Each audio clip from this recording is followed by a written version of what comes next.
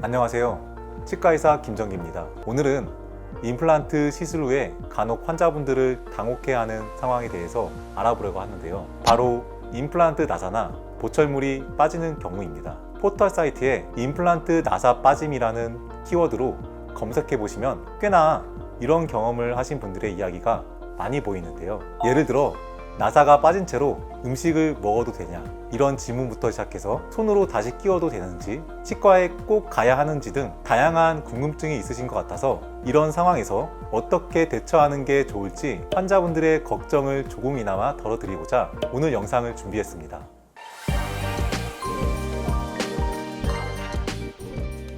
보통 임플란트 나사가 빠진다고 하면 대체적으로 힐링 어버트먼트라는 임시 보철 나사가 빠진 경우가 많은데요. 이 힐링 어버트먼트는 임플란트 수술 후부터 최종 크라운 부착 전까지 임플란트 기둥이 잇몸뼈에 안착되는 회복 기간 동안 끼워두는 임시 보철물입니다. 보통 최종 크라운 부착 전까지 약 2달에서 3달 정도 부착하게 되는데요. 사실 이 나사가 빠지는 경우가 그렇게 흔하진 않지만 간혹 임플란트를 너무 잇몸 깊숙이 심었거나 혹은 환자의 잇몸살이 너무 두꺼우면 힐링 어버트먼트와 임플란트가 충분하게 꽉 조여지는 것을 방해하기 때문에 이렇게 나사가 빠지기도 하는 것이죠. 힐링 어버트먼트가 빠지면 그 부위는 움푹 패여 있는 모습을 하고 있기 때문에 이 상태에서 음식물을 섭취하게 되면 수술 부위에 음식물이 끼면서 세균에 감염될 수 있습니다.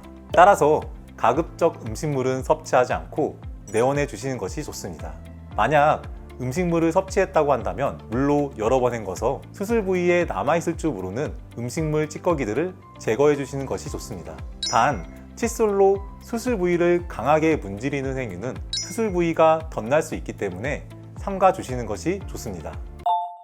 힐링 어버트먼트 외에도 크라운이 빠지는 경우도 간혹 있는데요. 딱딱하고 질긴 음식을 섭취하다가 강한 저장력에 의해 빠질 수도 있고요. 크라운도 소모품의 일종이기 때문에 오래 쓸수록 표면이 닳게 되면서 미세한 구멍이나 균열이 생기게 되고 그 사이로 침이 들어가서 접착제를 녹이게 되면 빠지기도 합니다. 그리고 안 좋은 저작 습관을 갖고 계신 분들이나 수면 중 이갈이가 심하신 분들은 특히나 강한 충격이 지속적으로 가해지면서 크라운을 조이고 있던 나사가 풀리면서 빠지는 경우도 있습니다. 보통 크라운이 빠질 때는 임플란트 구조상에서 어버트먼트라는 연결 보철물과 함께 탈락되는 경우가 대부분이지만 간혹 크라운만 빠지고 어버트먼트만 남아있는 경우, 이 상태로 음식물을 씹다가 어버트먼트가 휘거나 변형되는 경우가 있기 때문에 크라운이 빠졌다면 그쪽으로 음식물을 씹지 마시고 치과로 빨리 내원해 주시는 것이 좋습니다. 부지하게 씹다가 어버트먼트가 한번 변형되면 보철물을 새로 만들어야 할 수 있으니 주의해 주시는 것이 좋습니다. 그리고 크라운의 경우 사실 빠지기 전에 흔들거리는 증상이 먼저 나타나기도 하기 때문에 크라운이 흔들리는 느낌을 받으셨다면 미리 치과에 내원하셔서 적절한 처치를 받으시는 것도 좋을 것 같습니다. 이렇게 임플란트 나사나 크라운 보철물이 빠지면 대부분의 경우 치료받으셨던 치과에 내원하셔서 다시 끼워서 조이기만 하면 되니까 너무 걱정하지 않으셔도 됩니다. 다만 빠진 나사나 보철물은 변형이나 파손이 생기지 않게 보관에 주의하시고 그대로 들고 바로 치과로 와주셔야 합니다. 처치는 상당히 간단하지만 빠른 시간 내에 내원해 주시는 것이 가장 중요합니다. 만약 내원을 빨리 안 하시고 미룬 경우에 어떻게 되는지 알려드릴게요. 힐링 어버트먼트 나사가 빠지면 그 위로 서서히 잇몸살이 차오르게 됩니다. 따라서 어느 정도 시간이 지난 뒤에 다시 나사를 끼우려 해도 이미 차오른 잇몸살 때문에 나사가 안 끼워지는 경우가 발생할 수 있습니다. 이러한 상황이 발생하면 다시 잇몸을 절개하고 나사를 끼워야 할 수도 있습니다.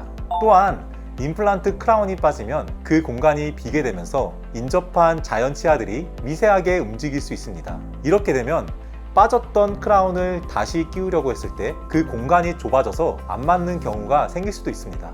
그럼 최악의 경우 보철물을 다시 제작해야 되는 경우가 생길 수 있기 때문에 빠른 시일 내에 치과에 내원해 주시는 것이 중요합니다. 간혹 직접 환자분 본인이 손으로 돌려서 끼우면 안 되는지 질문하시는데요. 환자분이 직접 하셔도 조여지기는 할 텐데 만약 잘못된 방식으로 크라운이나 나사를 직접 조이는 경우 임플란트가 안정적으로 자리 잡는 데 방해가 될 수 있고요. 잇몸에 상처가 생길 수 있습니다.